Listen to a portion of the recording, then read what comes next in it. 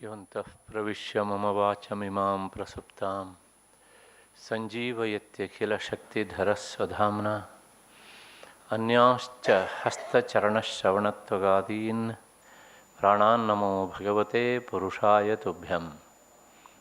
ಯಾ ವರ್ಣಪದವಾಕ್ಯಾರ್ಥಗದ್ಯಪದ್ಯಸ್ವರೂಪಿಣಿ ವಾಚಿ ನರ್ತಯತು ಕ್ಷಿಪ್ರಂ ಮೇಧಾಂ ದೇವಿ ಸರಸ್ವತಿ. ಶ್ರುತಿಸ್ಮೃತಿಪುರಾಣಾನಾಂ ಆಲಯಂ ಕರುಣಾಲಯಂ ನಮಾಮಿ ಭಗವತ್ಪಾದಂ ಶಂಕರಂ ಲೋಕಶಂಕರಂ. ಕೂಜಂತಂ ರಾಮ ರಾಮೇತಿ ಮಧುರಂ ಮಧುರಾಕ್ಷರಂ ಆರುಹ್ಯ ಕವಿತಾಶಾಖಾಂ ವಂದೇ ವಾಲ್ಮೀಕಿಕೋಕಿಲಂ. ತಪಸ್ವಾಧ್ಯಾಯನಿರತಂ ತಪಸ್ವಿ ವಾಗ್ವಿದಾಂ ವರಂ ನಾರದಂ ಪರಿಪಪ್ರಚ್ಛ ವಾಲ್ಮೀಕಿ ಮುನಿಪುಂಗವಂ. ಕಲ್ಯಾಣಾನಾಂ ನಿಧಾನಂ ಕಲಿಮಲಮಥನಂ ಪಾವನಂ ಪಾವನಾನಾಂ ಪಾಥೇಯಂ ಯನ್ಮುಕ್ಷೋಃ ಸಪದಿ ಪರಪದಪ್ರಾಪ್ತಯೇ ಪ್ರಸ್ಥಿತಸ್ಯ ವಿಶ್ರಾಮಸ್ಥಾನಮೇಕಂ ಕವಿವರವಚಸಾಂ ಜೀವನಂ ಸಜ್ಜನಾನಾಂ ಬೀಜಂ ಧರ್ಮದ್ರುಮಸ್ಯ ಪ್ರಭವತು ಭವತಾಂ ಭೂತಯೇ ರಾಮನಾಮ. ಬೀಜಂ ಧರ್ಮದ್ರುಮಸ್ಯ ಪ್ರಭವತು ಭವತಾಂ ಭೂತಯೇ ರಾಮನಾಮ. ಯತ್ರ ಯತ್ರ ರಘುನಾಥಕೀರ್ತನಂ ತತ್ರ ತತ್ರ ಕೃತಮಸ್ತಕಾಂಜಲಿಂ ಬಾಷ್ಪವಾರಿ ಪರಿಪೂರ್ಣಲೋಚನಂ ಮಾರುತಿಂ ಪ್ರಣತರಾಕ್ಷಸಾಂತಕಂ. ಪರಮಪೂಜ್ಯ ಗುರುದ್ವಂದ್ವರ ಪದದ್ವಂದ್ವಕ್ಕೆ ಅನಂತ ಪ್ರಣಾಮಗಳನ್ನು ಸಲ್ಲಿಸಿ ನನ್ನ ಮತ್ತು ನಿಮ್ಮೆಲ್ಲರ ಅಂತಃಕರಣವನ್ನು ಬೆಳಗ್ತಾ ಇರುವಂಥ ಶ್ರೀರಾಮ ಎನ್ನುವ ಮಹಾಚೈತನ್ಯಕ್ಕೆ ಭೂಯೋ ಭೂಯ ಪ್ರಣಾಮಗಳನ್ನು ಸಲ್ಲಿಸ್ತಾ ಈ ದಿನದ ಚಿಂತನೆಗೆ ಮುಂದಾಗ್ತಾ ಇದ್ದೇನೆ. ನಿನ್ನೆ ದಿವಸ ರಾಮಾದಿ ಚತುಷ್ಟಯರಲ್ಲಿ ಎರಡನೆಯವನು ಮತ್ತು ಮೂರನೆಯವನು ಯಾರು ಅಂತ ಒಂದು ವಿಚಾರದ ಘಟ್ಟವನ್ನು ಮಾಡಿದ್ದಾಗಿದೆ. ಇಷ್ಟಾದ ಮೇಲೂ ನಮ್ಮಲ್ಲಿ ಮತ್ತೆ ಪುನಃ ರಾಮಾಯಣವನ್ನು ಕಿಂಚಿತ್ತೂ ಓದದೆ, ಓದಿದರೂ ಮೂಲದ ಅಭಿಪ್ರಾಯ ಏನು ಅಂತ ಹಿಡಿಲಿಕ್ಕೆ ಹೋಗದೆ, ವ್ಯಾಖ್ಯಾನವನ್ನೂ ನೋಡದೆ, ತಾನು ಹೇಳಿದ್ದೆಲ್ಲವುದೂ ರಾಮಾಯಣದಲ್ಲಿರಬೇಕು ಅನ್ನೋಂಥ ಮನೋಭಾವನೆಯಿಂದ ಅದರ ಬಗ್ಗೆ ಸಾಕಷ್ಟು ಆರ್ಗ್ಯೂ ಮಾಡುವವರು ಸಹ ನಮಗೆ ಸಿಗ್ತಾರೆ. ಅವರು ಯಾವತ್ತೂ ಇರ್ತಾರೆ. ಯಾಕೆಂದರೆ ರಾಮಾಯಣ ಯಾವತ್ತು ಈ ಜಗತ್ತಿಗೆ ಇಳಿದು ಬಂತೋ ಅಲ್ಲಿಂದ ಹಿಡಿದು ಇಲ್ಲಿಯವರೆಗೂ ಸಹ ಇಂಥವರು ಸದಾ ಇದ್ದೇ ಇರ್ತಾರೆ. ಅವರು ಇರುವುದು ಒಂದು ದೃಷ್ಟಿಯಲ್ಲಿ ರಾಮಾಯಣವನ್ನು ಪ್ರಾಮಾಣಿಕವಾಗಿ ಚಿಂತನೆ ಮಾಡುವವರಿಗೆ ಅದು ಅನುಕೂಲ ಅಂತ ಭಾವಿಸಿಕೊಂಡು ಮತ್ತೆ ನೇರವಾಗಿ ನಾನು ನನ್ನ ವಿಷಯದ ಕಡೆಗೆ ಬರ್ತಾ ಇದ್ದೇನೆ. ನಮ್ಮ ವಿಷಯ ಮಾರೀಚ. ಇಲ್ಲಿ ಕೆಲವು ಜನರಿಗೆ ಒಂದು ಸಂಶಯ, ಅಲ್ಲ ಇದ್ದಕ್ಕಿದ್ದಾಗೆ ಮಧ್ಯೆಯಲ್ಲಿ ಮಾರೀಚನನ್ನು ನೀವು ತಂದ್ರಲ್ಲ ಯಾಕೆ ಅಂತ. ನಾನು ಅವನನ್ನು ಮಧ್ಯೆಯಲ್ಲಿ ಎಳೆದು ತಂದಿಲ್ಲ, ವಾಸ್ತವಿಕವಾಗಿ ಅವನೇ ಇಲ್ಲಿ ಬಂದವನು. ಯಾಕೆಂದರೆ ನಿಮಗೆ ಗೊತ್ತಿರಬೇಕು, ಮಾರೀಚ ರಾಮನ ಜೀವನದಲ್ಲಿ 2 ಸಲ ಅವನ ಕಣ್ಣಿಗೆ ಬೀಳ್ತಾನೆ. ಒಂದು ಬಾಲಕಾಂಡದಲ್ಲಿ, ಅದಾದಮೇಲೆ ಅರಣ್ಯಕಾಂಡದಲ್ಲಿ. ಅಂದರೆ ಈ ಕಥೆಗೆಲ್ಲ ತಿರುವು ಕೊಡುವಂತಹ ಶಿಷ್ಟರೋ ದುಷ್ಟರೋ ಅಂಥವರ ಗುಂಪಿನಲ್ಲಿ ಇವನೂ ಸಹ ಒಬ್ಬ. ಅಷ್ಟು ಹಿನ್ನೆಲೆಯಲ್ಲಿ ಮಾರೀಚನ ಬಗ್ಗೆ ನಾವು ಸ್ವಲ್ಪ ಇನ್ನೂ ತಿಳ್ಕೊಳ್ಬೇಕಾದದ್ದುಂಟು. ಯಾಕೆಂದರೆ ಈ ಮಾರೀಚ ಎನ್ನುವಂಥವನು ಇವತ್ತಿನ ನಮ್ಮ ಎಲ್ಲ ಈ ರಾಜಕೀಯದ ಅವ್ಯವಸ್ಥೆ ಮತ್ತು ನಮ್ಮ ದೇಶವನ್ನು ಇಂದಿಗೂ ಸಹ ಇಲ್ಲಿನ ಅನ್ನವನ್ನೇ ತಿಂದು ಇಲ್ಲಿನ ನೀರನ್ನೇ ಕುಡಿದು ಎಲ್ಲ ಸೌಲಭ್ಯವನ್ನು ಇಲ್ಲಿಯೇ ಪಡ್ಕೊಂಡು ಆಮೇಲೆ ಇಲ್ಲಿಯೇ ಇದ್ದು ಇದನ್ನು ನಿಂದಿಸೋರು ಇರ್ತಾರಲ್ಲ, ಅಂಥವರಿಗೆಲ್ಲ ಇಂಥ ಮಹಾನುಭಾವರು ಮೂಲ ಪುರುಷರು. ಹಾಗಾಗಿ ಅಷ್ಟು ಹಿನ್ನೆಲೆಯಲ್ಲಿ ನಾನು ಹೇಳಿದ್ದೇನೆ, ತಾಟಕೆಯ ಪುತ್ರ ಇವನು ಅಂತ. ತಾಯಿ ಮಗ ಇಬ್ಬರೂ ಸಹ ರಾವಣನ ಊಳಿಗಕ್ಕೆ ಬಿದ್ದವರು, ಅವ್ರ ಭಾಷೆಯಲ್ಲಿ ಹೇಳಬೇಕು ಅಂತಾದರೆ. ಅಂದರೆ ಅವರು ಕೊಟ್ಟಂತಹ ಸಂಬಳ ತಗೊಂಡು ಅವನು ಹೇಳಿದ್ದನ್ನು ಮಾಡಿಕೊಂಡು ಇರುವಂಥವರು. ಮತ್ತು ಭರತಖಂಡದಲ್ಲಿ ಭಯೋತ್ಪಾದನೆ ಮಾಡುವಂತಹದ್ದು ಇವರ ಕಸುಬಾಗಿತ್ತು ಅಂತ ತೋರತ್ತೆ. ಋಷಿಮುನಿಗಳ ಆಶ್ರಮಗಳನ್ನು ಧ್ವಂಸ ಮಾಡುವುದು, ಅವರು ಲೋಕ ಕಲ್ಯಾಣಕ್ಕೋಸ್ಕರ ಕೈಗೊಳ್ಳುವಂತಹ ಯಜ್ಞಗಳನ್ನು ಹಾಳು ಮಾಡುವುದು, ಸಾಧ್ಯ ಆದರೆ ಮುಂದುವರೆದು ಅವರನ್ನೇ ಮುಗಿಸೋದು, ಇದೇ ಅವರ ಮೂಲಭೂತವಾದಂತಹ ಕೆಲಸ ಆಗಿತ್ತು. ಮತ್ತು ಆ ಋಷಿಮುನಿಗಳನ್ನು ಆತ ಹಿಂಸಿದು ಅಷ್ಟೇ ಅಲ್ಲ, ಸಾಮಾನ್ಯ ಜನರನ್ನು ಸಹ ಹಿಂಸಿಸ್ತಾ ಇದ್ದ. ಅದಕ್ಕಾಗಿ ಆತ ಒಂದು ದೊಡ್ಡ ಗುಂಪನ್ನು ಕಟ್ಟಿಕೊಂಡು ಅಲೆದಾಡುವುದು, ಸಿಕ್ಕವರ ಮೇಲೆ ಆಕ್ರಮಿಸುವುದು, ಇದು ಅವನ ಒಂದು ಬದುಕಿನ ಉದ್ದೇಶ ಅಂತ ಕಾಣುತ್ತೆ ನೋಡಿದೆ. ಮಾರೀಚನ ಈ ರೀತಿಯಾದಂಥ ದುರ್ನಡತೆಗೆ ಏನಾದರೂ ಒಂದು ಉದ್ದೇಶ ಇತ್ತಾ ಅಂತ ಕೇಳಿದರೆ ರಾಮಾಯಣ ನಮಗೆ ನೇರವಾಗಿ ಉತ್ತರವನ್ನು ಹೇಳೋದಿಲ್ಲ. ಆದರೂ ಸಹ ಏನು ಹೇಳುತ್ತೆ ಅಂದರೆ, ಹೇಳಿದರೂ ಗೊತ್ತಾಗದೇ ಇರುವಾಗೆ ಇಂದಿನ ನಮ್ಮ ಈ ನಕ್ಸಲೈಟ್ಸು ಮತ್ತು ಉಗ್ರರು, ಭಯೋತ್ಪಾದಕರು ಇವರೆಲ್ಲರೂ ಸಹ ಮಾಡುವಂತಹ ಈ ಕೆಟ್ಟ ಕೃತ್ಯಗಳಿಗೆ ಎಡಪಂಥೀಯರು ಪರೋಕ್ಷ ಬೆಂಬಲವನ್ನು ನೀಡ್ತಾ ಇರುವಾಗ ಅವರಿಗೆ ಕೆಲವು ಪ್ರಬಲ ರಾಜಕೀಯ ಪಕ್ಷಗಳೂ ಸಹ ಸಹಾಯ ಮಾಡುವುದನ್ನು ನಾವು ಇವತ್ತು ಹೇಗೆ ನೋಡ್ತಿದ್ದೇವೋ ಅವತ್ತೂ ಎಲ್ಲೋ ಒಂದು ಕಡೆಗೆ ನೇರವಾಗಿ ಈ ಶಬ್ದಗಳೇ ಇಲ್ದಿದ್ದರೂ ಸಹ ಈ ದೇಶವನ್ನು ಒಂದೊಂದು ತುಂಡಾಗಿಸಿಕೊಂಡು ಆಳುವಂತಹ ರಾವಣಾದಿಗಳು ಅದಕ್ಕೆ ಸಪೋರ್ಟಾಗಿ ನಿಂತಿದ್ದರು ಎನ್ನುವಂತಹದ್ದು ನಮಗೆ ಗೊತ್ತಾಗುತ್ತೆ. ಇತ್ತೀಚಿನ ದಿನಗಳವರೆಗೂ ಸಹ 500 ರೂಪಾಯಿ ಕೊಟ್ಟರೆ 100 ಕಲ್ಲು ಹೊಡಿತೇನೆ ಅನ್ನುವಂಥ ಒಂದು ಸಂಸ್ಕೃತಿ ನಮ್ಮ ದೇಶದ ಒಂದು ಭಾಗದಲ್ಲಿ ಇತ್ತು ಬಹಳಷ್ಟು ವರ್ಷಗಳ ಕಾಲದಿಂದ. ಅದೇ ಜೀವನದ ಕಸುಬು. ಪ್ರಾಯಶಃ ಅಂದಿನ ಮಾರೀಚರು ಇಂಥವರಿಗಿಂತ ಅಥವಾ ಇವರು ಆ ಮಾರೀಚನಿಗಿಂತಲೂ ಸಹ ಬೇರೆ ಅಲ್ಲ. ಅಂದು ಇಂಥವನು ಒಬ್ಬಿದ್ದ, ಮುಂದೆ ಇವನು ಕಟ್ಟಿದಂತಹ ಸೈನ್ಯದ ಒಬ್ಬೊಬ್ಬರು ಬೇರೆ ಬೇರೆಯಾಗಿ ಒಬ್ಬೊಬ್ಬರು ಮರಿ ಮಾರೀಚರೆಂದರು ಕರೆಯಲ್ಪಟ್ಟರು ಅಂತ ಕಾಣುತ್ತೆ ಪ್ರಾಯಶಃ. ಇಷ್ಟು ಹಿನ್ನೆಲೆಯಲ್ಲಿ ಮತ್ತೆ ಮಾರೀಚ ಇಂಥ ಕೆಲಸಕ್ಕಾಗಿ ಒಂದು ದೊಡ್ಡ ಯುವ ಬ್ರಿಗೇಡ್, ದಯವಿಟ್ಟು ಅನ್ಯಥಾ ಭಾವಿಸಬೇಡಿ, ಸೈನ್ಯವನ್ನೇ ಕಟ್ಕೊಂಡಿದ್ದ. ಯಾಕೆಂದರೆ ಈ ಹೆಸರು ಒಳ್ಳೆ ಕೆಲಸ ಮಾಡೋದು ತುಂಬ ಜನ ಇದ್ದಾರೆ.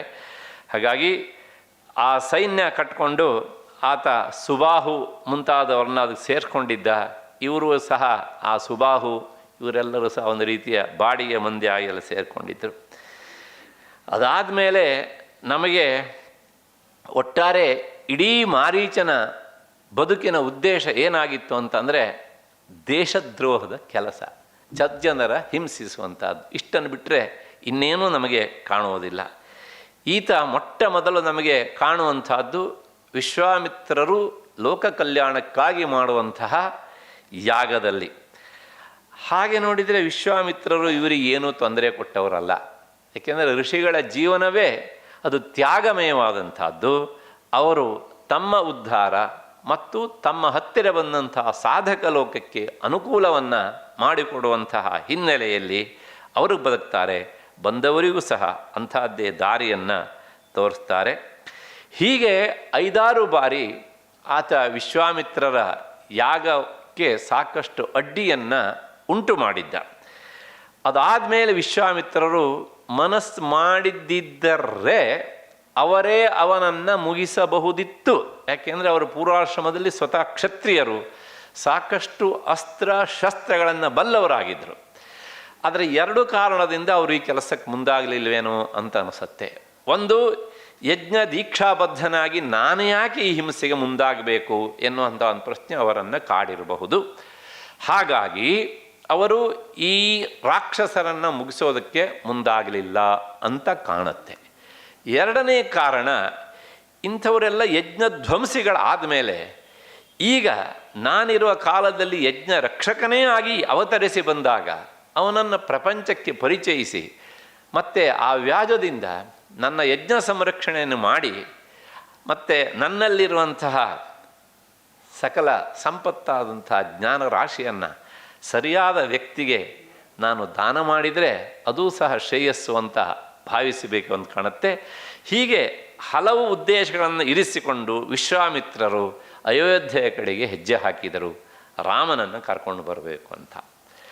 ದಶರಥ ತಾನು ಬರ್ತೇನೆ ಅಂದ, ವಿಶ್ವಾಮಿತ್ರರು ನೀನು ಬೇಡ ಅಂದರು. ಯಾಕೆ ಅಂದರೆ ಅದಾಗಲೇ ರಾಜಕೀಯವಾಗಿ ದಶರಥ ದೇವಲೋಕಕ್ಕೆ ಹೋಗಿ ಸಹಾಯ ಮಾಡೋನಾಗಿದ್ದಿದ್ರೂ ಸಹ ಈ ಕಾಲದ ಘಟ್ಟದ ಅಷ್ಟೊತ್ತಿಗೆ ಸ್ವಲ್ಪ ಸವಕಳಿಗೆ ಬಂದಿದ್ದ ಅಂತ ಕಾಣುತ್ತೆ. ಹಾಗಾಗಿ ಅವನನ್ನು ಬಿಟ್ಟರು, ರಾಮನನ್ನೇ ಕರ್ಕೊಂಡು ಬಂದರು. ಯಾಕೆಂದರೆ ವಿಶ್ವಾಮಿತ್ರರು ತಮ್ಮಲ್ಲಿರೋದೆಲ್ಲವನ್ನೂ ಸಹ ಕೊಡಬೇಕಾದದ್ದು ಯಾರಿಗಾಗಿತ್ತು ಕೇಳಿದರೆ ಈ ದೇಶದ ಯಂಗರ್ ಜನರೇಷನ್ನಿಗಾಗಿತ್ತು. ಯಾಕೆಂದರೆ 80+ ಆದವರಿಗೆ ಕೊಡಬಾರ್ದು ಅಂತಲ್ಲ, ಕೊಟ್ಟರೆ ಬಹಳ ದಿವಸ ಉತ್ತಮ ವಿಷಯಗಳು ಬದುಕಿ ಉಳಿಯೋದಿಲ್ಲ. ಇದು ನಗ್ನ ಸತ್ಯ. ಅಷ್ಟು ಹಿನ್ನೆಲೆಯಲ್ಲಿ ಹೀಗೆ ರಾಮನನ್ನು ಅವರು ಕರೆತಂದರು. ಮತ್ತು ಯಾಗ ಮಾಡುವಂತಹ ಸಂದರ್ಭದಲ್ಲಿ ಇವರ ಈ ಒಂದು ಉಪದ್ರವ ಮುಂದುವರಿಯಿತು. ಹಾಗಿದ್ದರೆ ಇವರೆಲ್ಲ ಮಾಡುವಂಥ ಯಾಗ ಹೇಗಿರ್ತಿತ್ತು? ನಮ್ಮಲ್ಲಿ ಯಾಗಕ್ಕೆ ಹಲವು ಉದ್ದೇಶಗಳು. ಆದರೆ ಋಷಿಮುನಿಗಳು ಮಾಡುವಂತಹ ಒಂದು ಯಾಗದ ಹಿಂದೆ ಒಂದು ಲೋಕಹಿತ ಚಿಂತನೆ, ಅದಕ್ಕಿಂತ ಹೆಚ್ಚಾಗಿ ಆತ್ಮಹಿತ ಚಿಂತನೆ ಎನ್ನುವಂಥದ್ದಿರ್ತದೆ. ಯಜುರ್ವೇದದ ಕೊನೆಯ ಮಂತ್ರ ಒಂದು ಮಾತನ್ನು ಹೇಳುತ್ತದೆ, ತಸ್ಯೈವಂ ವಿದುಷೋ ಯಜ್ಞಸ್ಯಾತ್ಮ ಯಜಮಾನ ಶ್ರದ್ಧಾ ಪತ್ನಿ ಶರೀರ ಮಿಧ್ವಮುರೋ ವೇದೆಲ್ಲೋಮಾನಿ ಬರ್ಹಿ ವೇದಶಿಖಾ. ಹೀಗೆ ಸುದೀರ್ಘವಾಗಿ ಹೇಳುತ್ತೆ. ಒಬ್ಬ ಜ್ಞಾನಿಯಾದವನು, ಅಧ್ಯಾತ್ಮ ಸಾಧಕನಾದವನು ಮಾಡುವಂಥ ಯಜ್ಞ ಹೇಗಿರ್ತದೆ? ಅದು ಕೇವಲ ಕಾಮನೆಯಿಂದ ಮಾಡುವಂಥದ್ದಲ್ಲ, ಅದು ತ್ಯಾಗಮಯವಾದಂಥ ಯಜ್ಞ. ಹಾಗಾಗಿ ಇಂಥ ಯಜ್ಞಗಳನ್ನೇ ಸಾಮಾನ್ಯವಾಗಿ ಋಷಿಮುನಿಗಳು ಹೆಚ್ಚಾಗಿ ಆಚರಿಸ್ತಾ ಇದ್ದರು. ಅದಕ್ಕೋಸ್ಕರ ಅದರ ಹೆಸರೇ, ಈ ಮಂತ್ರ ಭಾಗದ ಹೆಸರೇ ವಿದುಷೋ ಯಜ್ಞ ಅಂತಲೇ ಹೆಸರು ಅದಕ್ಕೆ. ಹಾಗಾಗಿ ಇಲ್ಲಿ ಈ ಯಜಮಾನ ಯಾರು ಅಂತಂದರೆ ಆತ್ಮನೇ ಈ ಯಜ್ಞಕ್ಕೆ ಯಜಮಾನ. ಯಾವನು ಇದನ್ನು ಮಂತ್ರಗಳನ್ನು ಪಠಿಸ್ತಾನೋ ಅವನೇ ಯಜಮಾನ. ಹಾಗಾಗಿ ಅವನೇ ಆ ಯಜ್ಞದ ಕರ್ತ. ಮತ್ತು ತಾನು ಇದನ್ನು ನಿತ್ಯವೂ ಮಾಡಲೇಬೇಕು ಅನ್ನುವಂಥ ಶ್ರದ್ಧೆಯೇ ಅವನ ಪತ್ನಿ. ನೋಡಿ, ಯಜ್ಞದಲ್ಲಿ ಪತ್ನಿ ಸಹಿತನಾಗಿ ಮಾಡಬೇಕು. ಇದನ್ನೆಲ್ಲ ವೇದಾಂತ ನೆಲೆಯಲ್ಲಿ ಶಾಸ್ತ್ರ ನಮಗೆ ತಿಳಿಸುತ್ತೆ. ಹಾಗಾಗಿ ಅವನ ಪತ್ನಿ ಯಾರು ಅಂದರೆ ಶ್ರದ್ಧೆಯೇ ಅವನ ಪತ್ನಿ. ಅದಾದಮೇಲೆ ಯಜ್ಞದಲ್ಲಿ ಹಾಕೋದಕ್ಕೆ ಸಮಿತಿಗಳು ಬೇಕು. ಆ ಸಮಿತಿಗಳು ಯಾವುವು ಅಂದರೆ ಈ ಯಜ್ಞವನ್ನು ಮಾಡುವಂಥವನ ಶರೀರವೇ ಸಮಿತ್ತು. ಮತ್ತೆ ಮುಂದುವರೆದು ಯಜ್ಞದಲ್ಲಿ ಪಶುವನ್ನು ಹೋಮಿಸುವಂತಹದ್ದು ಒಂದು ಕ್ರಮ ಉಂಟು. ಇಲ್ಲಿ ಯಾವುದು ಪಶು ಕೇಳಿದರೆ ಅವನ ಕೋಪವೇ ಪಶು. ವಿಶ್ವಾಮಿತ್ರರಂಥವರು ಆ ಕೋಪವನ್ನೇ ಪಶುವಾಗಿ ಕೊಟ್ಟ ಆದಮೇಲೆ ಈಗ ಅವರು ರಾಕ್ಷಸರ ಬಗ್ಗೂ ಕೋಪಿಸಿಕೊಳ್ಳುವಂತಹ ಮನಸ್ಥಿತಿ ಅವರಿಗೆ ಇಲ್ಲದಾಗಿದೆ. ಹಾಗಾಗಿ ರಾಮನನ್ನು ಕರ್ಕೊಂಡು ಬಂದರು ಅವರು. ಅದಾದಮೇಲೆ ಈ ಹೋಮಕ್ಕೆ ಹಾಕುವಂತಹ ಆಜ್ಯ ತುಪ್ಪ ಯಾವುದು ಕೇಳಿದರೆ ಕಾಮನೆಯೇ ಆಜ್ಯ. ಯಾಕೆಂದರೆ ಇಡೀ ಮನುಷ್ಯನ ಬದುಕಿಗೆ ಈ ಕಾಮನೆ ಎನ್ನುವಂಥದ್ದು ದೊಡ್ಡ ಅನರ್ಥವನ್ನು ಉಂಟು ಮಾಡುವಂಥದ್ದು. ಹಾಗಾಗಿ ಈ ಯಜ್ಞದಲ್ಲಿ, ಜ್ಞಾನ ಯಜ್ಞದಲ್ಲಿ ಅದನ್ನೇ ಆಜ್ಯವಾಗಿ ಹೋಮಿಸಬೇಕು. ಅಷ್ಟೇ ಅಲ್ಲ, ಅವರ ತಪಸ್ಸೇ ಅದು ಅಗ್ನಿ, ಯಜ್ಞಕುಂಡದಲ್ಲಿ ಉರಿಯುವಂಥದ್ದು. ಕೊನೆಗೆ ಯಜ್ಞ ಮುಗದ ಮೇಲೆ ಒಂದು ಅವಭೃತ ಸ್ನಾನ ಅಂತ ಮಾಡುವ ಪ್ರಕ್ರಿಯೆ ಉಂಟು, ಮಂಗಳ ಸ್ನಾನ ಅಂತ.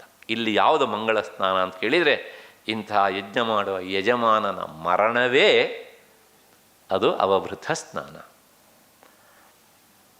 ಹೇಗಿದೆ ನೋಡಿ ಜ್ಞಾನಿಗಳು ಕಂಡುಕೊಂಡಂಥ. ನಾನು ಸ್ವಲ್ಪ ಮಾತ್ರ ಹೇಳಿದ್ದೇನೆ, ಒಂದು 5 ಪೈಸೆ ಅಷ್ಟು, ಇನ್ನು 95 ಪೈಸೆ ಬಿಟ್ಟಿದ್ದೇನೆ.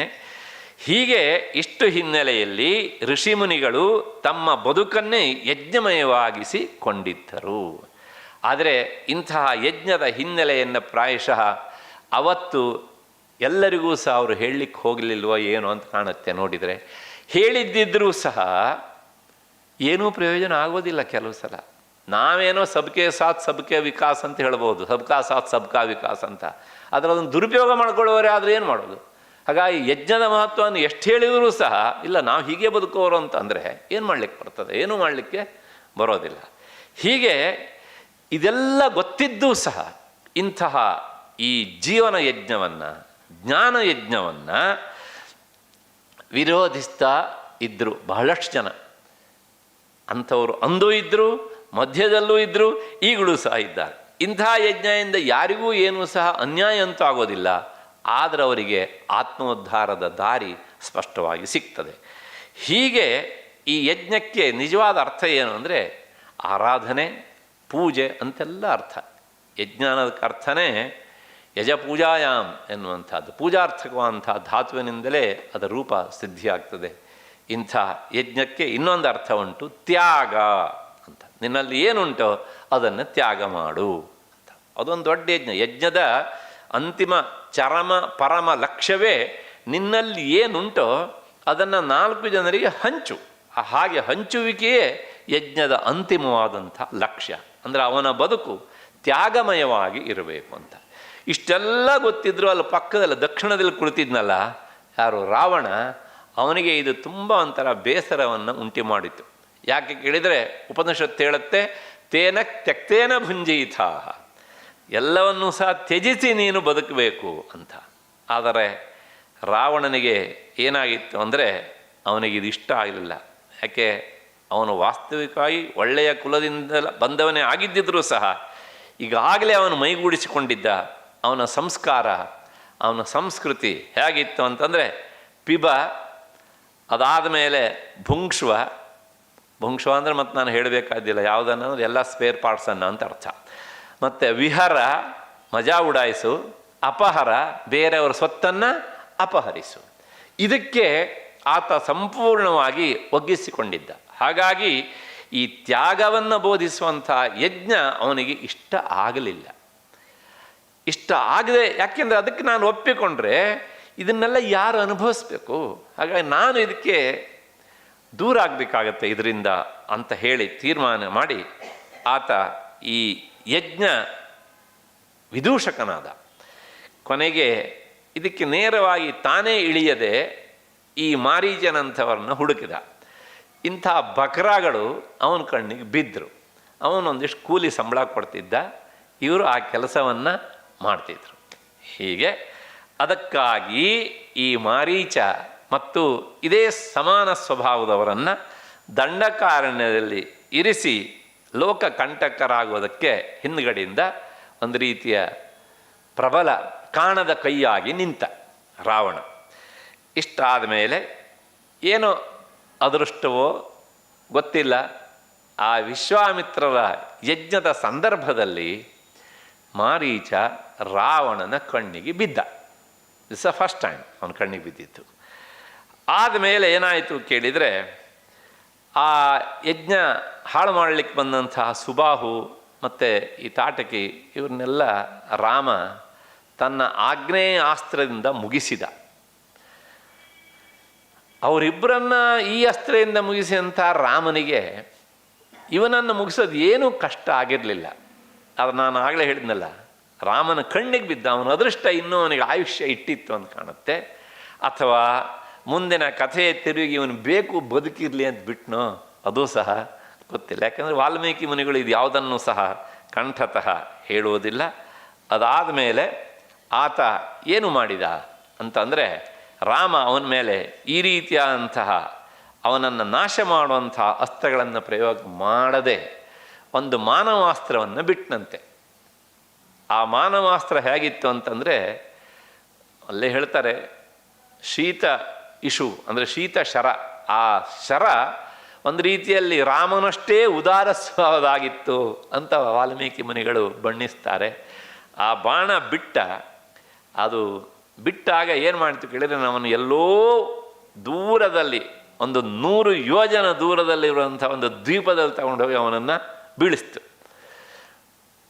ಎದ್ದ ಇವನು, ನೋಡ್ದ ಸದ್ಯ ಬದುಕಿದೆಯಾ ಬಡ ಜೀವ ಅಂತ ಅಂದ್ಕೊಂಡು, ಇನ್ನು ಸಾಕು ಇವನು ಸಹವಾಸ ಬೇಡ ಅಂತ ಹೇಳಿ ಅಲ್ಲೆಲ್ಲೋ ಒಂದು ಕಡೆಗೆ ಆತ ಒಂದು ಗುಡಸ್ಲಿ ಕಟ್ಕೊಂಡು ಆತ ಇದ್ದ ಮಾರೀಚ. ಕೊನೆಗೆ ಏನು ಮಾಡಿದ ಅಂತಂದರೆ, ಕೆಲವು ವರ್ಷ ಕಳೆದ ಆದ ಮೇಲೆ ಆ ತನ್ನ ದ್ವೀಪದಿಂದ ಬಿಟ್ಟು ಆತ ಈ ಕಡೆಗೆ ಮತ್ವನ ದಂಡಕಾರಣ್ಯದ ಕಡೆಗೆ ಬಂದ. ಅಷ್ಟೊತ್ತಿಗೆ ಸರಿಯಾಗಿ ರಾಮ ಪಿತೃವಾಕ್ಯ ಪರಿಪಾಲನೆಗಾಗಿ ದಂಡಕಾರಣ್ಯಕ್ಕೆ ಪ್ರವೇಶ ಮಾಡಿದ್ದ. ಮೊದಲು ಬಂದಂಥ ರಾಮ ಸುಮಾರು 14-15 ವರ್ಷದ ರಾಮನನ್ನು ನೋಡಿದ್ದವನು. ಈಗ ದಂಡಕಾರಣ್ಯಕ್ಕೆ ಬಂದಾಗ ರಾಮ ಜಟಾಧಾರಿಯಾಗಿದ್ದ, ನಾರುಡೆಯನ್ನು ಹುಟ್ಟಿದ್ದ. ಇಂಥವನ್ನೆಲ್ಲ ಈ ರೂಪದಲ್ಲಿರುವಂಥ ರಾಮನನ್ನು ನೋಡಿದಾಗ ಅವನಿಗೆ ಅನ್ನಿಸ್ತಂತೆ, ಓಹ್ ಮತ್ತೆ ಇವನು ಬಂದಿದ್ದಾನಲ್ಲಪ್ಪ ಅಂತ ಒಂದು ರೀತಿಯ ಗಾಬರಿ, ಉದ್ವೇಗ ಎಲ್ಲ ಶುರು ಆಯಿತು ಅವನಿಗೆ. ಆದರೂ ಸಹ ಮನಸ್ಸೆಲ್ಲ ಅನ್ನಿಸ್ತಂತೆ ಇವನಿಗೆ, ಆವತ್ತು ಇವನು ಕೈಯಲ್ಲಿ ಧನುಷ್ಪಾಣಿಯಾಗಿ ಇದ್ದ, ಇವತ್ತು ತಾಪಸ ವೇಷದಲ್ಲಿದ್ದಾನೆ. ಹಾಗಾಗಿ ಇವನಿಗೆ ಆಗಿನಷ್ಟು ಕೋಪ ಬರುವ ಸಾಧ್ಯತೆ ಇಲ್ಲ. ಏನಾದರೂ ಮಾಡಿ ಆ ಹಳೆ ಬಾಕಿ, ಹಳೆ ದ್ವೇಷವನ್ನು ತೀರಿಸಿಕೊಳ್ಳಬೇಕು ಅಂತ ಮಾರೀಚ ಕಾಯ್ತಾ ಇದ್ದ. ಅದೊಂದು ಸಲ ಈತ ಏನು ಮಾಡಿದ ಅಂತಂದರೆ, ತಾಪಸೋಯಂ ಇತಿ ಜ್ಞಾತ್ವಾ, ಇವನೊಬ್ಬ ತಾಪಸ ಆಗಿದ್ದಾನೆ ಈಗ. ಹಾಗಾಗಿ ಈಗ ಏನಾದರೂ ಮಾಡಿ ಇವನನ್ನು ಮುಗಿಸ್ಬೇಕು ಅಂಥೇಳಿ ಪೂರ್ವವೈರಂ ಅನುಸ್ಮರನ್, ತನ್ನ ಹಿಂದಿನ ದ್ವೇಷವನ್ನು ನೆನಪಿಸಿಕೊಂಡು ರಾಮ ತನ್ನ ಆಹ್ನಿಕಕ್ಕೆ ಕುಳಿತಾಗ ಹಿಂದ್ಗಡೆಯಿಂದ ಹೋಗಿ ಸಂಕ್ರುದ್ಧ ತೀಕ್ಷ್ಣಶೃಂಗೋ ಮೃಗಾಕೃತಿ ಅಭ್ಯಧಾವಂ ಅಂತ ಹೋಗಿ ರಾಮನಿಗೆ ಗುಮ್ಮಿದ. ಅದು ಹೇಗೆ ಹೋಗಿ ಗುಮ್ಮಿದ ಅಂತಂದರೆ, ಮೃಗರೂಪನಾಗಿ ಹೋದ. ಈ ಮಾರೀಚನಿಗೆ ಮೃಗರೂಪ ಧರಿಸುವುದು ಅಂದರೆ ಒಂಥರ ಎಲ್ಲಿಲ್ಲದ ಸಂತೋಷದ ವಿಷಯ ಆಗಿತ್ತು ಅಂತ ಕಾಣುತ್ತೆ. ಅವನು ಪದೇ ಪದೇ ಮೃಗರೂಪವನ್ನು ಧರಿಸಿದ್ದಾನೆ, ಅದರೊಳಗೆ ಸ್ಪೆಷಲಿಸ್ಟ್ ಇದ್ದ ಅವನು. ಹಾಗಾಗಿ ರಾವಣ ಇವನನ್ನು ಆಯ್ಕೆ ಮಾಡಿಕೊಟ್ಟಿದ್ದ ಅಂತ ಕಾಣುತ್ತೆ. ಹೀಗೆ ರಾಮನಿಗೆ ಹೋಗಿ ಹಿಂದ್ಗಡೆಯಿಂದ ಏನು ಹಾಯ್ದ, ಗುಮ್ಮಿದ. ನೋಡ್ದ ರಾಮ. ಕೊನೆಗೆ ಅಂದ್ಕೊಂಡ, ಓಹೋ ಇವನೇನಾ ಅಂಥೇಳಿ ಆವತ್ತು ಏನು ಮಾಡಿದ ಅಂದರೆ, ಇವನೊಬ್ಬನೇ ಎಲ್ಲ ಬಂದವನು, ಇವನ ಚೇಲಾಗಳು ಎಲ್ಲ ಬಂದಿದ್ದಾರೆ. ಒಟ್ಟು ಈ ಗುಂಪಿನ ಮೇಲೆ 3 ಬಾಣವನ್ನು ರಾಮ ಬಿಟ್ಟಿದ್ದಾನೆ. ಆ 3 ಬಾಣ ಬಿಟ್ಟಾಗ ಏನಾಯ್ತು ಅಂದರೆ, ಅವನ ಪರಿವಾರದವರೆಲ್ಲರೂ ಸಹ, ಅವನ ಚೇಲಾಗಳೆಲ್ಲರೂ ಸಹ ಇಲ್ಲ ಅಂತ ಆದರು. ಆದರೆ ಅದೃಷ್ಟವಶಾತ್ ಆಗಳೂ ಸಹ ಮಾರೀಚ ಬದುಕಿ ಉಳಿದ. ಅಂದರೆ 2ನೇ ಬಾರಿ ರಾಮನ ಶಸ್ತ್ರಾಘಾತದಿಂದ ಆತ ಬದುಕಿ ಉಳಿದ. ಹಾಗೆ ಬದುಕಿ ಉಳಿದವನು ಏನು ಮಾಡಿದ ಅಂದರೆ, ಇನ್ನು ಈ ಮನುಷ್ಯನ ಸಹವಾಸ ಸಾಕು, ನನ್ನ ಕಣ್ಣಿಗೇ ಬಿದ್ದರೂ ಸಹ ಇವನಿಗೆ ನಮಸ್ಕಾರ ಮಾಡಬೇಕೆ ಅಷ್ಟೇ ಹೊರತು ಸಹ ನಾನು ಇವನ ಮೇಲೆ ಆಕ್ರಮಣ ಮಾಡಲಿಕ್ಕೆ ಹೋಗಬಾರದು ಅಂತ ತೀರ್ಮಾನ ಮಾಡಿ 2ನೇ ಸಲ ರಾಮನ ಬಾಣದ ರುಚಿಯನ್ನು ನೋಡಿ ಆದಮೇಲೆ ಇವನು ಬದಲಾವಣೆ ಆದ ಅಂದರೆ ಏನು ಅಂದರೆ, ಸಂಪೂರ್ಣವಾಗಿ ತಾಪಸನೇ ಆಗಿಬಿಟ್ಟ ಅಂತ ಅರ್ಥ ಅಲ್ಲ. ಈ ದಾರಿಯಲ್ಲಿ ನಾನು ಹೆಜ್ಜೆ ಹಾಕಬೇಕು ಅಂತ ಅಂದುಕೊಂಡ. ದುಷ್ಟರು ಅಷ್ಟರ ಮಟ್ಟಿಗೆ ಯೋಚನೆ ಮಾಡಿದ್ರು ಸಹ ಬದಲಾವಣೆ ಶುರುವಾಗಿದೆ ಅಂತ ಅಂದ್ಕೊಳ್ಬೇಕು ನಾವು. ಹೀಗೆ ಅಂದ್ಕೊಂಡು ಆತ ಏನು ಮಾಡಿದ ಅಂದರೆ, ದಂಡಕಾರಣ್ಯದ ಇನ್ನೊಂದು ಕಡೆಯಲ್ಲಿ ಅವನದಾದಂಥ ಒಂದು ಆಶ್ರಮವನ್ನು ಕಟ್ಟಿಕೊಂಡು ಅಲ್ಲಿ ತಾಪಸ್ಸಿಯಾಗಿ ಬದುಕ್ತಿದ್ದ, ಋಷಿಗಳ ಹತ್ರನೇ ಅಕ್ಕಪಕ್ಕದಲ್ಲಿ. ಆದರೆ ಇವನಿಗೆ ಆಗ ಈ ಮೊದಲಿನಷ್ಟು ಒಂದು ರೀತಿಯ ಸೊಕ್ಕು, ಹಮ್ಮು, ಬಿಮ್ಮು ಇರಲಿಲ್ಲ ಅಂತ ಕಾಣುತ್ತೆ ನೋಡಿದರೆ. ಆದರೂ ಸಹ ಅವನು ಯೋಚನೆ ಮಾಡ್ತಿದ್ದ ಆವಾಗ ತಾನು ತುಂಬ ಒಳ್ಳೆಯವನಾಗಬೇಕು, ಸಾತ್ವಿಕ ವ್ಯಕ್ತಿ ಆಗಬೇಕು. ಅದಕ್ಕೋಸ್ಕರ ಏನು ಮಾಡಬೇಕು, ಸಾತ್ವಿಕರಾದವರ ಮಾಂಸವನ್ನೇ ತಿಂದುಬಿಡಬೇಕು. ಎಂಥ ಪ್ಲ್ಯಾನು ನೋಡಿ. ಹಾಗಾಗಿ ಋಷಿ ಮುನಿಗಳನ್ನೇ ಸಾಯಿಸೋದು, ಅವ್ರ ಮಾಂಸವನ್ನೇ ತಿನ್ನೋದು. ಅವರು ಸಾತ್ವಿಕರಲ್ವಾ, ಹಾಗೆ ಅವ್ರ ಮಾಂಸ ತಿಂದ್ರೆ ನಾನೇನಾಗ್ತಾನೆ, ತುಂಬ ಸಾತ್ವಿಕನಾಗ್ತಾನೆ ಅಂತ. ಇದೆಲ್ಲ ನಮ್ಮ ಇತಿಹಾಸದಲ್ಲಿ ಮಾಮೂಲಾಗಿ ನಡ್ಕೊಂಡು ಬಂದಿದ್ದು. ಮುಂದೆ ಮೃಚ್ಛಕಟಿಕ ನಾಟದಲ್ಲಿ ಒಬ್ಬ ಬರ್ತಾನೆ, 1 ನಿಮಿಷ ಆಚೆ ಹೋಗ್ತೇನೆ ನಾನು ವಿಷಯದಿಂದ. ಅವನ ಹೆಸರು ಶಕಾರ ಅಂತ. ಅವನಿಗೊಂದು ಗುಂಗಿತ್ತು, ಹುಚ್ಚು. ಏನು ಅಂದರೆ, ನಾನು ಒಂಥರ ಈ ವರ್ಲ್ಡ್ ಫೇಮಸ್ ಹಾಡುಗಾರನಾಗಬೇಕು ಅಂತ.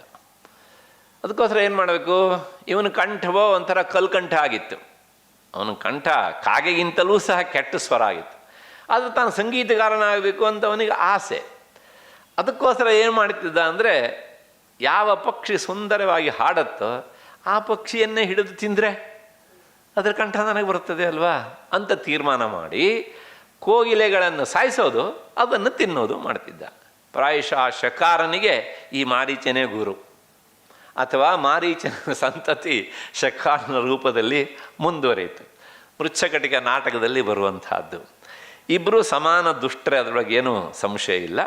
ಅಷ್ಟು ಹಿನ್ನೆಲೆಯಲ್ಲಿ ಕೊನೆಗೆ ಇವನ ಹತ್ರ ಏನಾಯಿತು ಅಂತಂದರೆ, ಈ ಮಧ್ಯದಲ್ಲಿ ಒಬ್ಬ ಅವನ ರಾವಣನ ಒಬ್ಬಾತ ಚೇಲ ಬಂದು ಆತ ಹೇಳ್ತಾನೆ, ಈಗ ನೋಡು, ನಾವು ಯಜ್ಞವನ್ನು ಹಾಳು ಮಾಡಲಿಕ್ಕೆ ಆಗೋದಿಲ್ಲ.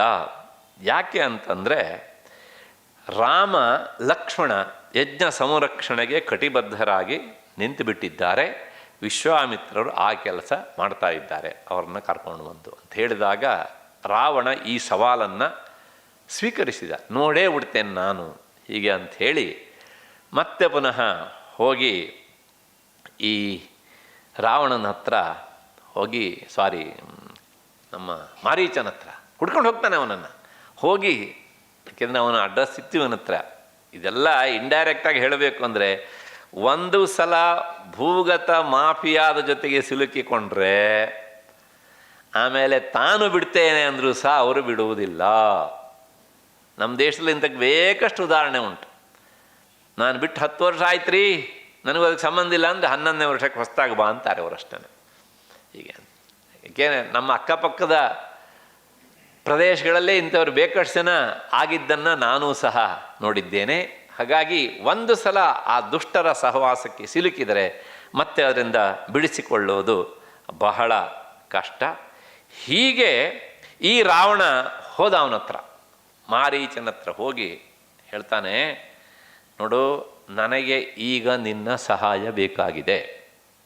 ಹಾಗಾಗಿ ನನಗೆ ನೀನು ಸಹಾಯ ಮಾಡಬೇಕು. ಇತ್ತೀಚಿನ ದಿನಗಳಲ್ಲಿ ನನಗೂ ನಿನಗೂ ಅಷ್ಟು ಸಂಪರ್ಕ ಇಲ್ಲ, ಆದರೆ ಹಿಂದೆ ನೀನು ನನ್ನ ಕೂಲಿಗನಾಗಿ ನಾನು ಕೊಟ್ಟ ಸಂಬಳದಿಂದಲೇ ಬದುಕಿದ್ದು. ಆದ್ದರಿಂದ ಈಗ ನೀನು ನನಗೆ ಸಹಾಯ ಮಾಡಬೇಕು. ಏನು ಹೀಗೆ ಅಂತ, ರಾಮನಿಗೆ ತೊಂದರೆಯನ್ನು ಕೊಡಬೇಕು. ಅದಕ್ಕೋಸ್ಕರ ನಿನ್ನನ್ನು ನಾನು ಬಳಸಿಕೊಳ್ಳೋದಕ್ಕೆ ಮುಂದಾಗ್ತಾ ಇದ್ದೇನೆ, ನನಗೆ ಸಹಾಯ ಮಾಡಬೇಕು ಅಂತ. ಆಗ ರಾಮನ ಬಗ್ಗೆ ಮಾರೀಚ ಹೇಳ್ತಾನೆ. ಅಷ್ಟೊತ್ತಿಗೆ ಅವನಿಗೆ ಸ್ವಲ್ಪ ಜ್ಞಾನೋದಯ ಆಗಿತ್ತು. ಹೇಳಿದ ಒಂದು ರೀತಿ ಅರ್ಧ ತಾಪಸ್ಯ ಆಗಿದ್ದ, ಸಾಲದ್ದಕ್ಕೆ ರಾಮನ ಏಟನ್ನು 2 ಸಲ ತಿಂದಿದ್ದ. ಆಗ ಆತ ಹೇಳ್ತಾನೆ, ಅವನ ತಂಟಿಗೆ ಹೋಗಬೇಡಪ್ಪ, ಯಾಕೆಂದ್ರೆ ನನಗೆ ಗೊತ್ತು ಅವನು ಬಾಣದ ರುಚಿ ಹೇಗಿದೆ ಅಂತ. ಅಷ್ಟೇ ಅಲ್ಲ, ನಾವಾಗಿ ತೊಂದರೆಗೆ ಹೋಗದೇ ಇದ್ದರೆ, ಅವನಿಗೇನು ತೊಂದರೆ ಕೊಡದೇ ಇದ್ದರೆ ರಾಮ ನಮಗೇನು ತೊಂದರೆ ಕೊಡುವುದಿಲ್ಲ. ಯಾಕೆ ಅಂದರೆ ರಾಮೋ ವಿಗ್ರಹವಾನ್ ಧರ್ಮ. ಈ ಮಾತನ್ನು ಹೇಳಿದವನು ಮಾರೀಚ.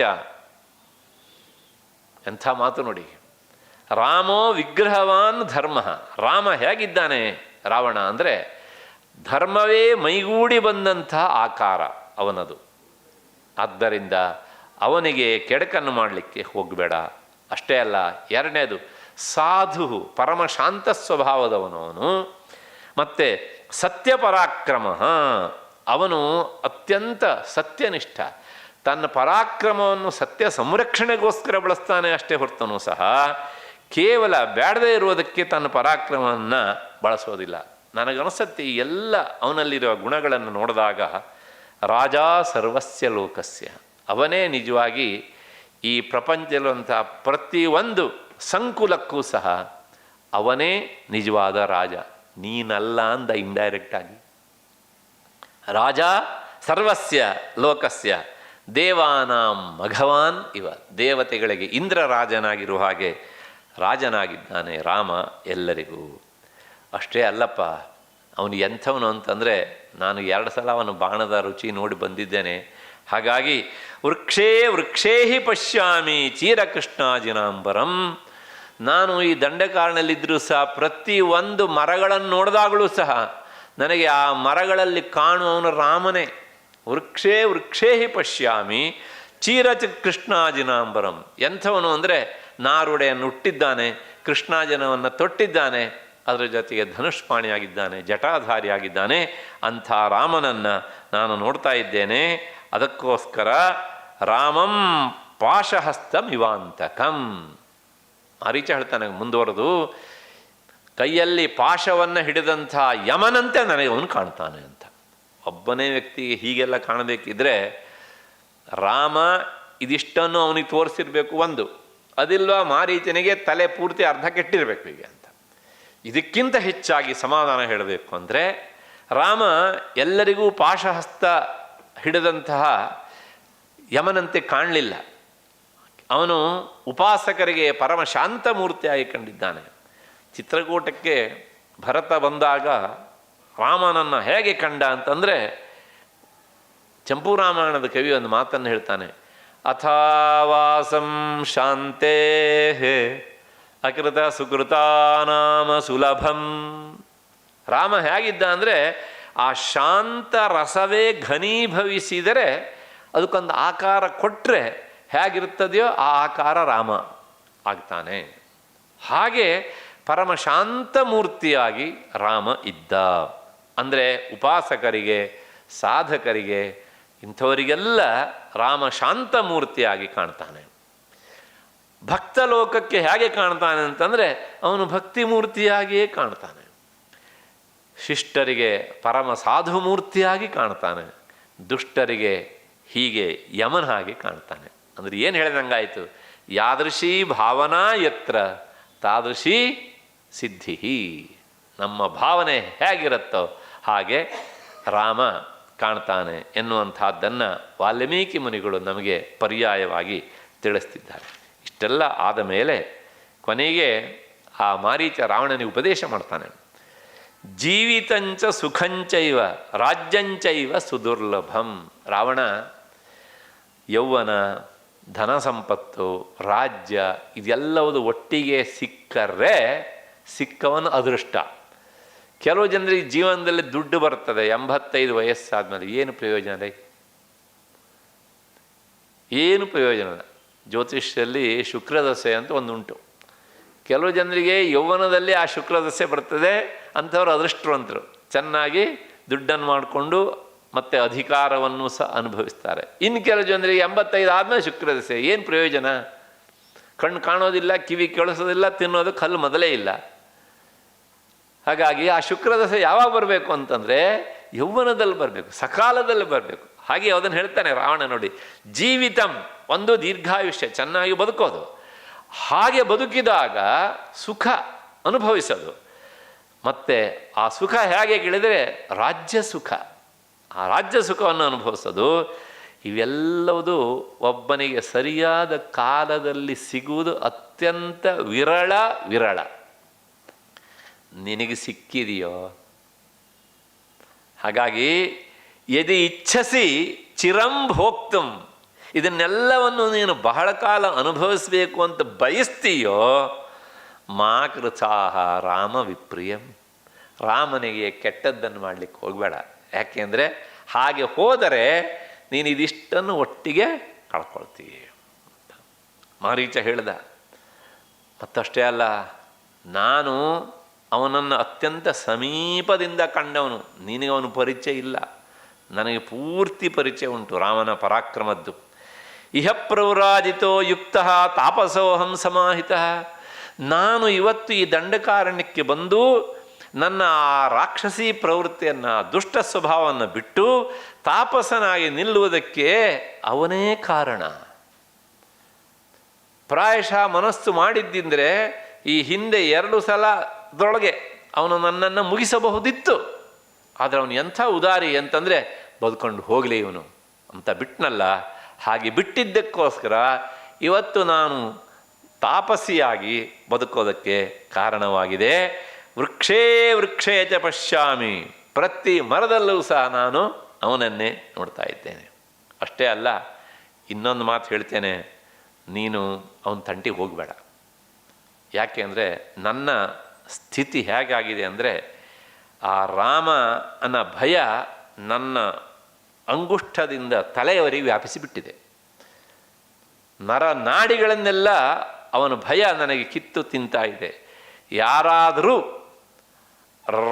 ಅಂದರೆ ಸಾಕು ನನಗೆ, ಓಹ್ ಇವನು ರಾಮ ಅಂತ ಹೇಳ್ತಾನೆ, ರಾಮ ಬರ್ತಾನೆ ಅಂತ ನನಗೆ ಭಯ. ಹಾಗೆ ಅವಂದೇ ಮಾತು, ನಂದಲ್ಲ ನೋಡಿ. ರಕಾರಾದೀನಿ ನಾಮಾನಿ ವಿತ್ರಾಸಂ ಜನ ರಾಮತ್ರಸ್ತಸ್ಯ ರಾವಣ.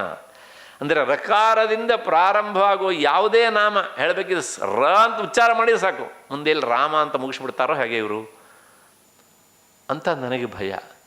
ಅದಕ್ಕೋಸ್ಕರ ಹೇಳ್ತಾನೆ ಆತ, ರತ್ನಾನಿ ಚ ರಥಾಶ್ಚೈವ ವಿತ್ರಾಸಂ ಜನಯಂತಿ ಮೇ. ರ ಅಂತ ಹೇಳಿ ಮ ಅಂತ ಹೇಳಿದೆ, ರತ್ನ ಅಂತಂದರೆ ಸದ್ಯ ಬದುಕೊಂಡೆ, ರಾಮ ಅಂತ ಹೇಳಿಲ್ವಲ್ಲಪ್ಪ ಅಂತ. ಅಥವಾ ರಥ, ಈಗ ಬದುಕೊಂಡೆ ಪರವಾಗಿಲ್ಲ. ಮುಂದೆ ಮ ಅಂತ ಹೇಳಲಿಲ್ಲ ಅವನು, ಏನದ ಥ ಅಂತ ಹೇಳಿದ್ನಲ್ಲ, ಹಾಗಾಗಿ ನಾನು ಬದುಕೊಂಡೆ. ಹಾಗಾಗಿ ಯಾರಾದರೂ ಆ ರಾಮ ಅಂತ ಪೂರ್ತಿ ಹೇಳಬೇಕಾದಿಲ್ಲ, ಅವನ ಮೊದಲ ಅಕ್ಷರ ರ ಅಂತ ಹಿಡಿದು ಸಾಕು ಅಂತಾರ, ನನಗೆ ಕೈಕಾಲು ನಡುಗೋದಕ್ಕೆ ಶುರುವಾಗ್ತದೆ. ಆದ್ದರಿಂದ ಹೇಳ್ತೇನೆ, ರಾವಣ ಅವನ ತಂಟಿಗೆ ಹೋಗಬೇಡ, ನಿನ್ನ ಪಾಡಿ ನೀನು ಹೋಗಿ ನಿನ್ನ ಯೌವನ, ಸಂಪತ್ತು, ರಾಜ್ಯ, ನಿನ್ನ ಏನೇನು ಭೋಗ ಉಂಟೋ ಎಲ್ಲವನ್ನೂ ಸಹ ಚಿರಕಾಲ ಅನುಭವಿಸು, ಹೋಗು ಹೋಗು, ಇವನು ತಂಟಿಗೆ ಹೋಗಬೇಡ ಅಂದ. ಅಷ್ಟೇ ಅಲ್ಲ, ಇನ್ನೊಂದು ಮಾತು ಹೇಳ್ತಾನೆ, ರಾಮ ನಿನ್ನ ಹಾಗೆ ಬಹಳಷ್ಟು ಜನ ಸ್ತ್ರೀಯರನ್ನು ಕಟ್ಕೊಂಡವನಲ್ಲ, ಅವನು ಏಕಪತ್ನಿ ವ್ರತಸ್ಥ. ಇಲ್ಲೊಂದು ಸಣ್ಣ ಸೂಕ್ಷ್ಮ ವಿಷಯ ಉಂಟು, ಅವನು ತಂದೆಗೆ 353 ಜನ ಪತ್ನಿಯರು. ರಾಮ ಆ ನಿಯಮವನ್ನು ಮುರಿದವನು, ಏಕಪತ್ನಿ ವ್ರತಸ್ಥವನು. ಹಾಗಾಗಿ ನೀನು ನಿನ್ನ ಪತ್ನಿಯರಲ್ಲಿ ಸುಖವನ್ನು ಅನುಭವಿಸು ಅಂತೆಲ್ಲ ಉಪದೇಶ ಮಾಡ್ತಾನೆ. ಅದು ಏನ ಆಶ್ಚರ್ಯವೋ ನೋಡಿ, ರಾವಣ ಅವನ ಮಾತನ್ನು ಕೇಳಿಬಿಟ್ಟ. ಪ್ರಾಯಶಃ ಅವನ ಜೀವನದಲ್ಲಿ ಇದೇ ಮೊದಲು ಇದೇ ಕೊನೆ ಅಂತ ಕಾಣುತ್ತೆ, ಇನ್ನೊಬ್ಬರ ಉಪದೇಶವನ್ನು ಕೇಳಿದ್ದು. ಹಾಗೆ ಕೇಳಿದಂಥ ರಾವಣ ಅಲ್ಲಿಂದ ಹೊರಟೋಗ್ಬಿಟ್ಟ. ಇದೇ ಜೀವನದಲ್ಲಿ ಮೊದಲನೇ ಸಲ ಅವನು ಇನ್ನೊಬ್ಬರ ಮಾತನ್ನು ಕೇಳಿದ್ದು. ಹಾಗೆ ಹೋದ ಮೇಲೆ ಏನಾಯಿತು ಅಂತಂದರೆ, ಒಂದು ಸ್ವಲ್ಪ ದಿವಸ ಕಳೆದಿದೆ, ಒಂದು ವಾರ ಇರ್ಬೋದು ಹಾಗೂ ಹೀಗೂ. ಅಷ್ಟೊತ್ತಿಗೆ ಬಂದ್ಲು ನೋಡಿ, ಯಾರು? ಈ ದೇಶದ ಆದರ್ಶ ಹೆಣ್ಣು ಮಗಳು ಶೂರ್ಪಣಖ ಅಂತ. ನಖ ಅಂದ್ರೆ ಉಗುರು, ಶೂರ್ಪ ಅಂದ್ರೆ ಮೊರ, ಅಕ್ಕಿಕ್ಕೆ ಇರ್ತೇವಲ್ಲ ಅದು. ಅವಳು ಉಗುರು ಹಾಗಿತ್ತಂತೆ, ಒಂದೊಂದು ಉಗುರು. ಇವತ್ತು ನಮಗಿಂತವ್ ತುಂಬ ಜನ ಸಿಗ್ತಾರೆ ಅಲ್ಲಲ್ಲಿ. ಈ ಶೂರ್ಪಣಖೆಯ ಸಂತತಿ ಇಷ್ಟು ಶುದ್ಧ ಬೆಳೆಸೋರೆಲ್ಲ ಇರ್ತಾರಲ್ಲ, ಪ್ರಾಯಶಃ ಆಕೆಯ ವಂಶಸ್ತ್ರ ಇದ್ರೂ ಇರ್ಬೋದು ಅಂತ.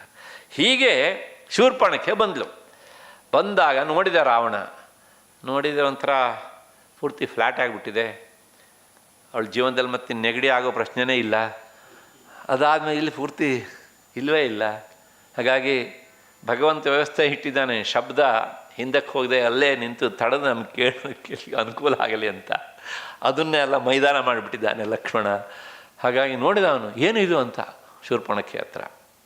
ಅವಳು ಹೇಳಿದ್ಲು, ಇದೆಲ್ಲ ನೋಡು, ಆ ರಾಮ ಲಕ್ಷ್ಮಣ ಸೇರಿಕೊಂಡು ಮಾಡಿದಂಥ ಅನಾಹುತ.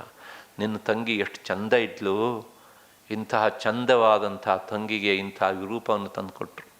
ಹೆಚ್ಚೇಕೆ ಇನ್ನೊಂದು ಸ್ವಲ್ಪ ದಿವಸ ಹೋದರೆ ನಾನೇನೆ ಆ ಸ್ಪರ್ಧೆಗೆಲ್ಲ ಹೋಗ್ತಿದ್ದೆ.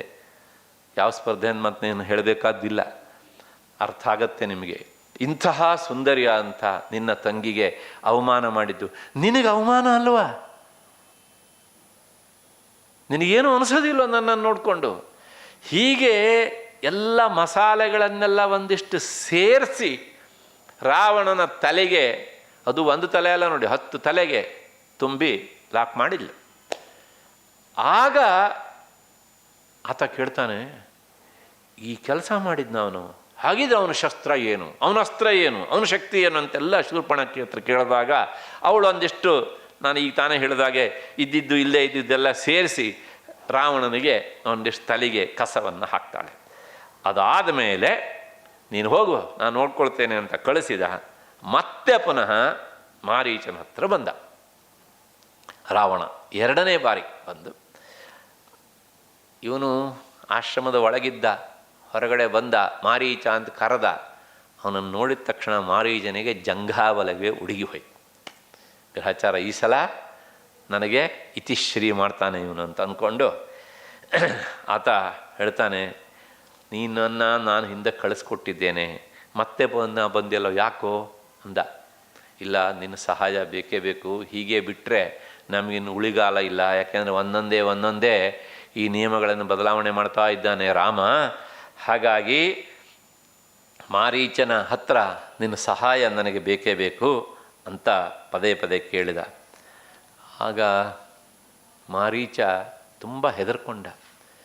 ಹೇಗೆ ಹೆದರ್ಕೊಂಡ ಅಂತಂದರೆ, ಇಲ್ಲಪ್ಪ ನನ್ನ ಹತ್ರ ಆಗೋದಿಲ್ಲ, ಯಾಕೆ ನಾನು ಅವನ ಬಾಣದ ರುಚಿ ನೋಡಿದ್ದೇನೆ, ನಿನ್ನ ದಮ್ಮಯ್ಯ ಕೈ ಮುಗಿತೇನೆ, ಹೋಗೋದು ನನ್ನ ಹತ್ರ ಆಗೋದಿಲ್ಲ, ಬೇರೆಯವ್ರ ಸಹಾಯ ಕೇಳು ಅಂದ.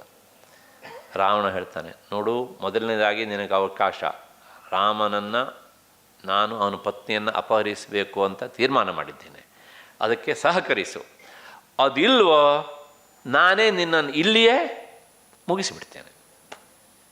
ಅದಕ್ಕೋಸ್ಕರ ಹೇಳಿದ್ದು ಆವಾಗ, ಒಂದು ಸಲ ಈ ಅಂಡರ್ವರ್ಲ್ಡ್ ಜೊತೆಗೆ ಕೈ ಹಾಕಿದರೆ ಮತ್ತು ಪುನಃ ಬಿಡಿಸ್ಕೊಳ್ಳೋದು ಬಹಳ ಕಷ್ಟ ಅಂತ. ಈಗ ಏನು ಮಾಡಬೇಕು ಮಾರೀಚ? ಅವನ ಮನಸ್ಸಲ್ಲಿ ಗೊತ್ತಾಗಿತ್ತು, ಹೋದರೆ ಈ ಸಲ ನಾನು ಮತ್ತೆ ರಾಮನ ಬಾಣದಿಂದ ತಪ್ಪಿಸಿಕೊಂಡು ಬರುವ ಸಾಧ್ಯತೆ ಇಲ್ಲ, ಹೋಗದೆ ಇದ್ದರೆ ಇಲ್ಲಿ ಸಾಯ್ತೇನೆ. ಈಗ ಮಾರೀಚನ ಮುಂದುಗಡೆಗೆ ಇದ್ದ ಆಯ್ಕೆ ಒಂದೇ, ನಾನು ರಾವಣನ ಹತ್ರ ಸಾಯಬೇಕೋ ಇವತ್ತೇ, ಅಥವಾ ರಾಮನ ಹತ್ರ ಸಾಯಬೇಕು. ಸಾಯೋದು ಈಜಿಕೊಟ್ಟು ಸಾಯೋದೆ, ಆದರೆ ಯಾರಿಂದ ಸಾಯಬೇಕು ಅನ್ನೋದು ಪ್ರಶ್ನೆ. ಈಗ ಹಾಗೆ ಮಾರೀಚ ವಿಚಾರ ಮಾಡಿದಂತೆ. ಇದನ್ನು ನೇರವಾಗಿ ವಾಲ್ಮೀಕಿ ರಾಮಾಯಣ ಹೇಳೋದಿಲ್ಲ, ಹನುಮನ್ ನಾಟಕ ಹೇಳುತ್ತೆ. ರಾಮಾದಪಿ ಚ ಮರ್ತವ್ಯಂ ಮರ್ತವ್ಯಂ ರಾವಣಾದಪಿ ಉಭಾಭ್ಯಾಮಪಿ ಮರ್ತವ್ಯಂ ಮರ್ತವ್ಯೇ ವರಂ ರಾಮೋ ನ ರಾವಣ. ನಾನು ಇವನಿಗೆ ಸಹಾಯ ಮಾಡಲಿಕ್ಕೆ ಹೋಗದೆ ಇಲ್ಲೇ ಇದ್ದರೆ ಇವನು ನನ್ನನ್ನು ಸಾಯಿಸ್ತಾನೆ, ಸಹಾಯ ಮಾಡೋಕ್ಕೆ ಹೋದರೆ ರಾಮ ನನ್ನನ್ನು ಸಾಯಿಸ್ತಾನೆ. ಒಟ್ಟಾರೆ ನನಗೆ ಎರಡೂ ಕಡೆಯಿಂದ ಸಾವು ಅನ್ನೋದು ಕಟ್ಟಿಟ್ಟ ಬುತ್ತಿ. ಆದರೆ ಉಭಾಭ್ಯಾಮಪಿ ಮರ್ತವ್ಯ, ಇವನ ಕೈಯಿಂದ ಅಥವಾ ಅವನ ಕೈಯಿಂದ ಎರಡೂ ಕಡೆಯಿಂದ ಸಾಯ್ತೇನೆ ಅಂತ ಆದರೆ ಯಾರ ಕೈಯಿಂದ ಸಾಯಬೇಕು ಅಂತ ನಾನು ಇವಾಗ ಆಯ್ಕೆ ಮಾಡ್ಕೊಳ್ಬೇಕು. ಮಾರೀಚನ ಪರಿಸ್ಥಿತಿ ಯಾರಿಗೂ ಬರಬಾರ್ದು ಅಂತ ಅನಿಸುತ್ತೆ ನೋಡಿ. ಕೊನೆಗೆ ಆತ ಹೇಳ್ತಾನೆ, ನಾನು ವರಂ ರಾಮೋ ರಾವಣ, ರಾಮನ ಕೈಯಲ್ಲಿ ಸಾಯುವುದೇ ಲೇಸು, ಯಾಕೆಂದರೆ ಈ ಪಾಪಿಯ ಕೈಯಲ್ಲಿ ನಾನು ಸತ್ತರೆ ಮತ್ತೆ ಮತ್ತೆ ನನಗೆ ಕೆಟ್ಟ ಜನ್ಮವೇ ಬರುತ್ತೆ ಅಂತ ತೀರ್ಮಾನ ಮಾಡಿದ. ಕೊನೆಗೆ ಆತ ರಾಮನ ಕೈಯಲ್ಲೇ ಸತ್ತು ರಾವಣನಿಗೆ ಉಪಕಾರ ಮಾಡಿದ. ಇವನಿಗೆ ಮೋಕ್ಷ ಸಿಕ್ತೋ ಬಿಡ್ತೋ ಪರಮಾತ್ಮನಿಗೆ ಗೊತ್ತು. ಕಥೆ ಮುಂದುವರಿಯುತ್ತದೆ. ಹೇಗೆ ಅಂತಂದರೆ, ಕೊನೆಗೆ ಆತ ಹೇಳ್ತಾನೆ, ಆಗಲಿ ಅಂತ ಹೇಳಿ ಒಪ್ಪಿದ. ಜಿಂಕೆ ರೂಪ ತಾಳ್ಕೊಂಡು ಹೋಗಬೇಕು ನೀನು ಅವನ ಕೈಗೆ ಸಿಗಬಾರ್ದು. ರಾವಣನ ಉಪದೇಶ ಇದೆಲ್ಲ. ಆ ಸಾಯುವ ಸಂದರ್ಭ ಬಂದಾಗ, ಅಂದರೆ ರಾವಣ ಡಿಕ್ಲೇರ್ ಮಾಡಿಬಿಟ್ಟಿದ್ದ, ನೀ ಸತ್ತೇ ಸಾಯಬೇಕು ಅಂತ. ಯಾಕೆಂದರೆ ಅವರಿಗೂ ಕಷ್ಟ, ಇಂಥವ್ರು ಬದುಕುಳಿದು ನಾಳೆ ಅವರೇ ಮರಿ ರಾವಣಂದಿರಾಗ್ಬಿಡ್ತಾರಲ್ಲ. ಇದು ಒಟ್ಟಾರೆ ಈ ಒಂದು ವ್ಯವಸ್ಥೆ ಉಂಟಲ್ಲ, ಇದು ಒಟ್ಟಾರೆ ನೆಮ್ಮದಿ ಜೀವನ ಅಲ್ಲ. ಅಷ್ಟು ಹಿನ್ನೆಲೆಯಲ್ಲಿ ಕೊನೆಗೆ ಆತ ಹೇಳ್ತಾನೆ,